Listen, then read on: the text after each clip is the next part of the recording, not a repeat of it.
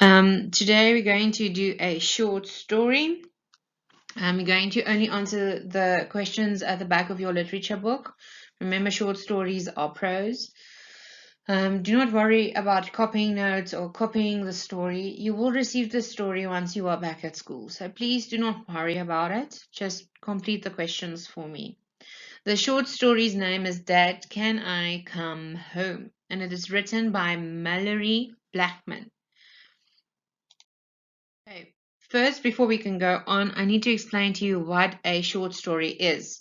It says, what is a short story? A short story is a piece of fiction, meaning it's not real, that is written in prose, but is shorter than a novel. Okay, there are three things that you have to consider when reading a short story. Number one is the plot, characterization, and the mood. Okay, plot. The plot of a story usually follows a pattern. The story begins with an introduction. This usually includes the setting of the story, meaning where it takes place, as well as an introduction to the characters in the story. The plot then rises as the story develops. This means that the events in the story unfold and the reader becomes aware of what the story is about. The plot continues to rise until it reaches its climax. The climax is the part of the story in which the most important event in the story occurs. After the climax, there is a falling action of the story. The falling action is made up of the events that occur after the climax, after the highlight of the story. Finally, the plot reaches its conclusion, which is when the story ends. Characterization. The people in a work of fiction are called characters. Short stories tend to have fewer characters than novels because the story is much shorter. There are usually one or two important characters, and these are called the main characters. It is often through these characters that we understand the plot of the story. Then, mood refers to the feelings that the reader has when reading the story. Is this story frightening, sad, or funny? The setting of the story can influence the mood. For example, a scary story may be set in a gloomy old house. The mood in a story can also change at any moment as the plot or storyline develops. Then I'm going to read you the short story. It says, Dad, can I come home? Dad, Dad, it's Eve. How are you? Are you all right? Eve, Eve, darling, how are you? It's good to hear your voice. Where are you? Why can't I see you? Dad, the screen of the video phone isn't working, and the fleet's just returned to Tidar. So the queues to the phone are ginormous. It was either this phone or wait another week to find a phone with a working screen. No, no, it's enough just hearing your voice, Bunny. Are you all right? I'm fine, Dad. Eve smiled again, stretching out a tentative arm to the blank screen before her. I've missed you so much. I just can't wait to get home.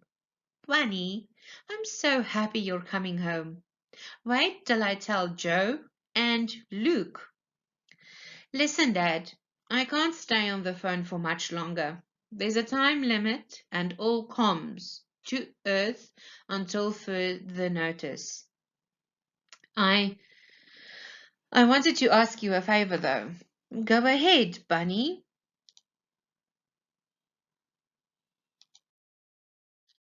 Eve swallowed hard. You've met Janice, my co-pilot. Did you like her? Yes, of course I did. It's just that, well, we were shot down over Zadam. What? You didn't tell me that. Are you sure you're... I'm fine, Dad, Eve interrupted. But Janice... But Janice isn't, Dad. She was thrown clear, but she came back to get me. She saved my life. She was shot, dragging me clear. Shot with a senso blaster. Oh no! She's lost an arm and both her legs, and her face is severely burnt, almost beyond recognition. And she's not eligible for artificial limbs because she broke the rules by coming back for me. Oh my, that poor, poor kid. Silence. Eve, what's the matter, Bunny? Sorry, Dad, I was just thinking. Eve forced herself to continue. Janice has no family, no one to go back to. So I said that she could come and stay with us. Stay with us? For how long? For good. Eve listened to the silence that filled the video phone booth. The unspoken plea reverberating through her mind deafened her. Eve, darling, maybe Janice can stay for a day or two, perhaps even a week, but she can't live with us permanently. Eve, use your head. I'll always be grateful to Janice for saving your life. Always. But we have to face the facts. Janice is a cripple. She'll need a lot of time and attention. She'll require a lot of care, not to mention money. But, Dad, she saved my life. Couldn't we at least try? She wouldn't be too much trouble. Yes, she would, darling. I'd love to say yes, but I can't. Maybe she could go into a hospital for the war wounded, and we could visit her. But I've already told her she could come live with us. I said that you would welcome her. Then you'll just have to untell her. She saved your life, and I'll always, always be grateful for that. But she'd be too much of a burden. Burden? Eve whispered. I'm sorry, Eve. Silence. Come on, Eve. Let's not argue. I haven't spoken to you in over 2 years. Tell me about... I can't, Dad. My time's up now. I'll see you soon. Bye, Dad. I love you. I love you too, Bunny. And Eve, I'm sorry about Janice, but you do understand. I really think that it's for the best. Eve switched off the video phone. She stared up at the peeling dingy grey paint on the ceiling of the booth and cried, Mr. Walker, it's Janice Sondergaard here. Janice? Well, hello, Janice. How are you? I'm all right, Mr. Walker. Why, Janice, Eve told me that you'd lost an arm and your legs. Have the rules been relaxed?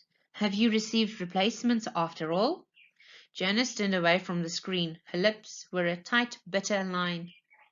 Congratulations! Eve must be so pleased for you. Janice turned back to the screen, staring at Mr. Walker's genuine broad grin. Mr. Walker, please prepare yourself. I've got some bad news. What's wrong? Has something happened to Eve? Mr. Walker, I don't know how to say this. Eve committed suicide this morning. Eve? Mr. Walker whispered. She didn't. She wouldn't. What are you talking about? You are lying. Why would you tell me such a terrible lie? Mr. Walker, I'm telling you the truth. Your daughter is dead. Janice shouted back. She's dead, she whispered. But why? Why? I don't understand. Mr. Walker, Eve spoke to you last night, didn't she? Mr. Walker, did you see her? What did she talk to you about? What? Mr. Walker shook his head slowly, utterly bewildered. I can't. I never saw her yesterday. She said that the screen in the video phone booth wasn't working. She talked about you. She wanted you to stay with us. Me? Janice said slowly. She told me that you'd lost an arm and both legs. Oh, I see, Janice whispered. I don't understand, Mr. Walker pleaded. Eve left you a letter. Can I read it to you? Janice removed the letter from her overall pocket. It was as if there was sand in her throat, threatening to choke her as she began. Sorry, Dad. I love you. You've explained everything to me very carefully, and I think this is the best solution for everyone. What does that mean? Mr. Walker interrupted. Eve can't be dead. I don't believe it. Mr. Walker, let me show you Eve. She's in the morgue. I don't understand any of this. Janice keyed the necessary commands into the console beside the videophone, and the morgue appeared without warning, filled to overflowing with row upon row of body capsules. Janice began to key in the commands to home in on the appropriate capsule. Mr. Walker, did Eve tell you about our crash on Zidham? Yes. She told me that you saved her life. I didn't save her life, Mr. Walker, Janice said quietly. It was the other way around. She came back for me. A new image filled the screen now. There, in the capsule, lay Eve Walker, captain of the Saxicon ship, with no legs and only one arm, and a badly scarred, almost unrecognizable face. Okay, you have the activity there, A, B, and C. What I need you to keep in mind about the story is the following. Number one, the setting is in space, set in the future. Okay, Mr. Walker is Eve's father. Now, Eve saved Janice. Okay, Eve wanted to tell her father that she was a cripple, she was disabled, and that they had to care for her. But instead of telling him that first, she said that Janice was the one injured. Janice was the cripple. And her father's reaction caused her to commit suicide because she didn't want to be a burden. That's why she committed suicide. Now, Janice had to inform Mr. Walker about what happened, that Eve committed suicide and that it was Eve that had the terrible accident. She was the cripple, not Janice. So please make sure that you don't get confused between who saved who and who committed suicide and why. Okay? Please keep that in mind. Then you're going to complete number A, B, and C. A, list the characters in the story and say what their relationships are to one another. So you will say Mr. Walker is Eve's father. Eve is Mr. Walker's daughter and Janice's friend. You will list Janice and you will say Janice is Eve's friend. Then B, understanding the short story. Setting, where is the story set? I told you, in space, in the future. Theme, what is the theme or message of this story?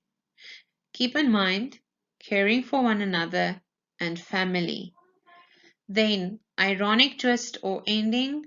Explain the ironic twist at the end of the story. And then C, language in context. Name and explain the punctuation in the following extract. The punctuation I need you to identify and explain I've made in red for you. So you'll identify the inverted commas, the first comma, the ellipses, then the full stop, and then the hyphen and senso blaster. Okay, this is your short story. We'll go into more detail into it when you return to school. Thank you.